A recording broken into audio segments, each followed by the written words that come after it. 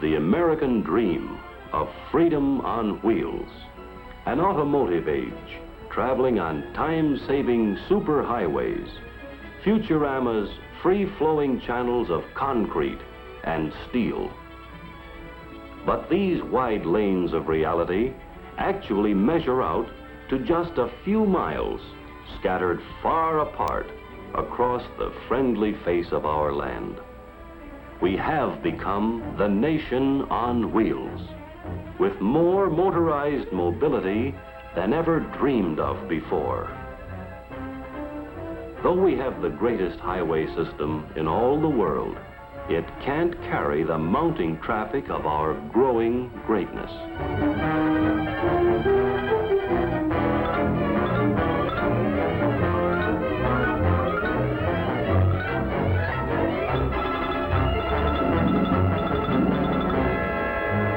We're running out of roads. We didn't dream big enough. Here's the problem, all mapped out. 3,300,000 miles of it. Unimproved. Improved. Paved. Superhighway. Country roads, small city streets, big city thoroughfares, state highways networking the nation.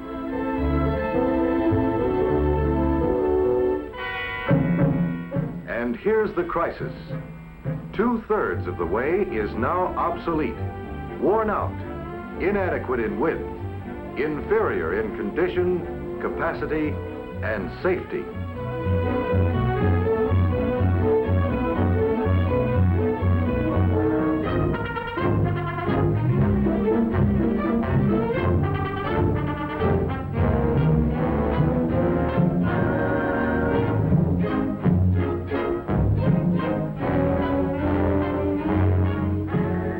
These were good roads 30 years ago when they were laid out. But nothing lasts forever. The waiting line forms on the right. And at the head of the waiting line is your local highway engineer. Listen to what he thinks about our roads.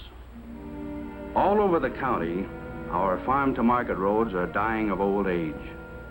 Not anybody's fault, just a matter of time, and not enough money to keep them up or make them modern.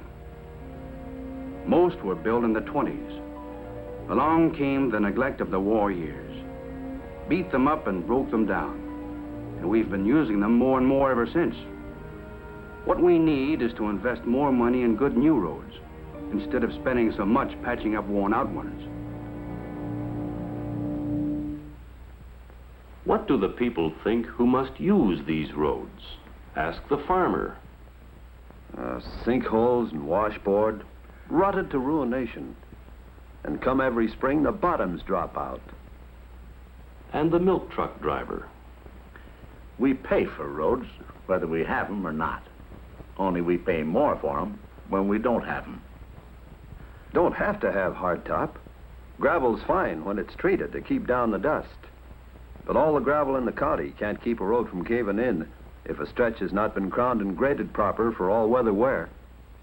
Soured milk, wear and tear on equipment, wasted time. Soaks everybody from the farmers right up to the family budget. We're growing more crops, growing more people, growing more cars and trucks. Trouble is, we've just not been growing enough more good roads.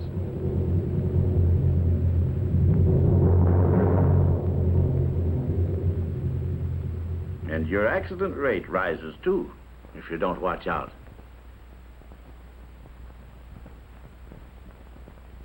Ask the school bus driver.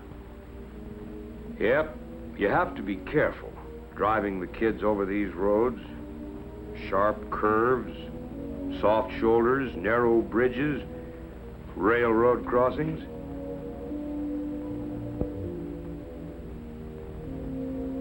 Spring rains wash out these roads, and winter frosts rip them up, so you can count on no school those days. Other times, you don't know what to expect. Ask the small-town merchant. Our town has a population of 4,002, except on weekends. On Friday night and Saturday, congestion hits our main arteries like a heart attack. But customers pass us by if they can't find a place to stop. What rings up store sales today is parking space. It's as important to volume as shelf space and display windows. Best investment a town can make. Lots of parking. In small town and suburb, in cities of all sizes, the situation is the same, all snarled up. The best investment has yet to be made. Ask Mrs. America. Every day it gets worse shopping. It's not just a matter of getting through the congestion. It's impossible to find a place to park.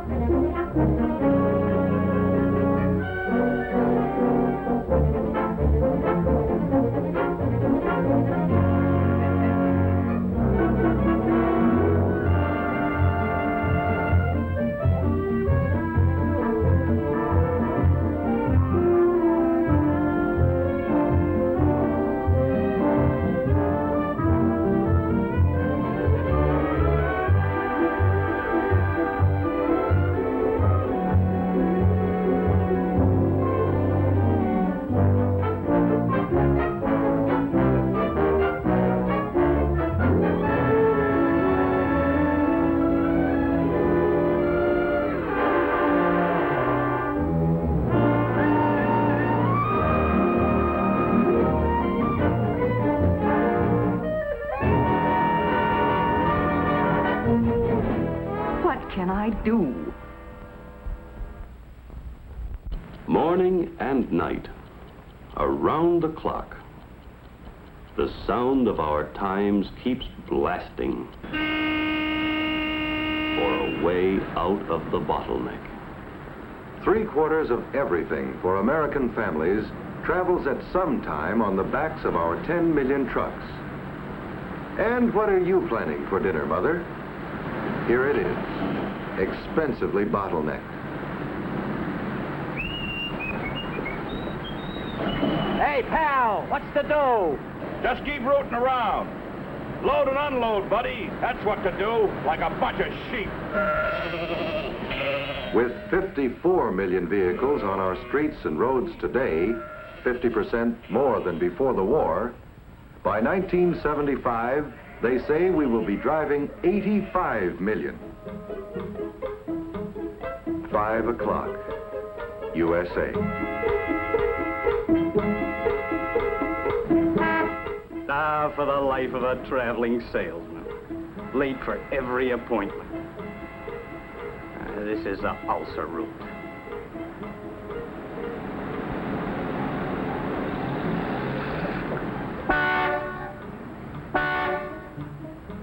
Will you stop honking, Mac? We ain't going nowhere. This is Agony Alley. Morning rush and evening wait. Fight your way home from work. You think you got it made.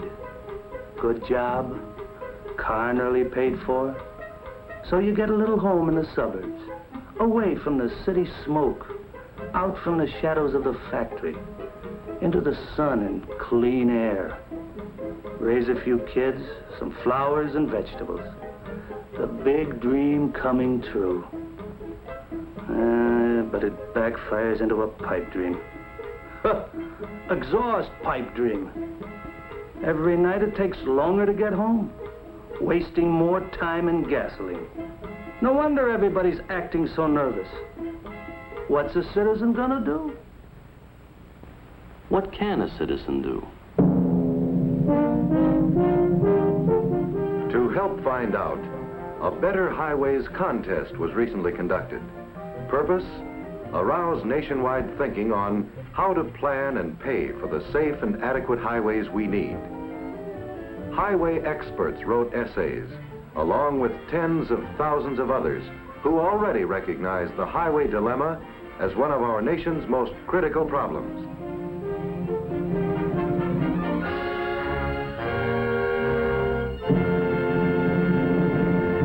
I am privileged to present the winner of the Grand National Award, Robert Moses of New York.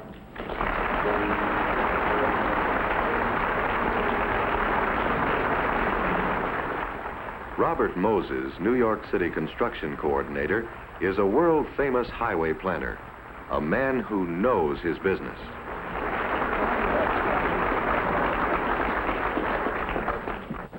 No stroke of genius, no brilliant device, no magic will suddenly produce roads commensurate with cars. We have fallen far behind. The remedies are neither easy, nor cheap, nor immediately realizable. But the task you have set is not beyond the capacity of the aroused American people, and you may be sure that they will not stop short of the goal. Mr. Moses went on to propose a 10-year construction program to cost $5 billion a year. He stressed there was no one new solution for the entire nation, but rather a combination of many solutions. And there is a solution for each community within its own capacity to accomplish.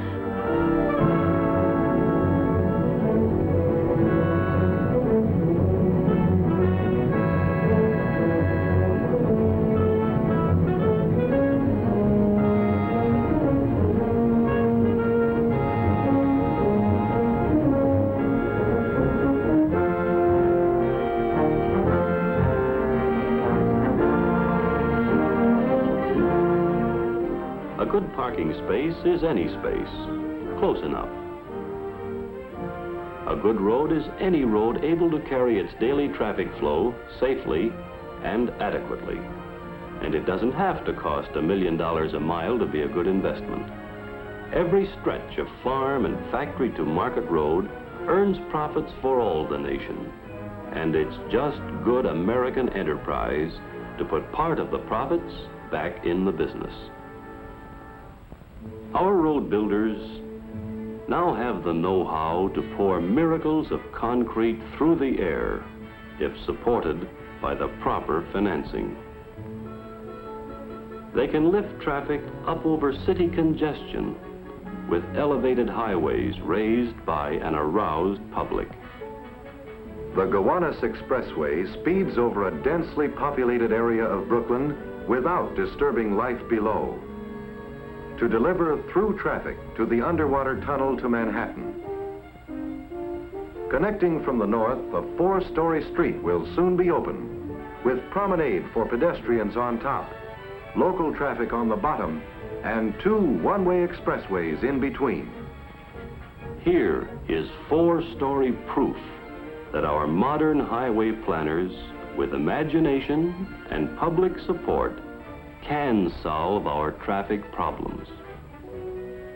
We can have our superhighways in the sky, fabulous, futuristic forms, like this Hollywood freeway interchange, which sorts flowing traffic 8 ways at once.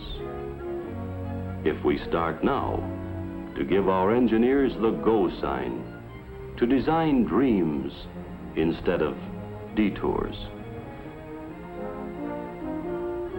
This spectacular 2-decked viaduct snaking along the docks of Puget Sound through Seattle's busiest section has cut a 20-minute traffic battle to 3 minutes travel time. And more miles are on the way. The people of the state of Washington are using all of an increased gasoline tax and auto license fund for the faster development of a better roads program. Many people favor toll roads like the New Jersey Turnpike, financed by a bond issue, another way to raise funds. It's already paying itself off way ahead of schedule, proving that many of us who drive will pay extra by the mile and pay every trip to travel a good road. Many states already have toll roads, and more are now under construction or in the planning stage. Any roadway must keep pace with the changing character of its community. Dream big and act boldly. Know the best road of yesterday can become the worst road of today just a few miles down the way. Pittsburgh is moving mountains and even relocating a railroad yard to get out of its traffic jam. County, city, and state tax money is matching federal funds to pave the way. When this boldly planned parkway is completely open to traffic, the greater Pittsburgh Airport, instead of being an hour away, will be only a 15-minute ride from the center of the city. As has been done in other cities, Pittsburgh is digging a $4 million hole in the heart of the city to provide underground storage for thousands of cars. Above the surface, a beautiful park will camouflage the busy activity below. Or if not underground, then stacked layer upon layer in modern fireproof structures, engineered for easy access and maximum use of downtown space. In San Francisco, the Bay Shore Freeway is getting in shape for tomorrow's traffic as part of California's new 10-year, $750 million highway program, financed by state tax on gasoline and auto license fees. Chicago is moving a city to build an 8-mile-long expressway from the city limits to Michigan Avenue, wide as a city block, into the heart of the Loop, an 8-lane miracle which will send traffic through the middle of the main post office building like a special delivery letter. Chicagoans raised their share of the $92 million cost by a bond issue, interest and retirement to be paid for by future revenue from motor fuel taxes backed up by property taxes. Borrowing money to finance expansion is traditional with Americans. The time and money saved more than repays your investment. If you wait to pay as you go, you may not go at all. Detroit is borrowing funds to build more miles of expressway, and build them today instead of years from now.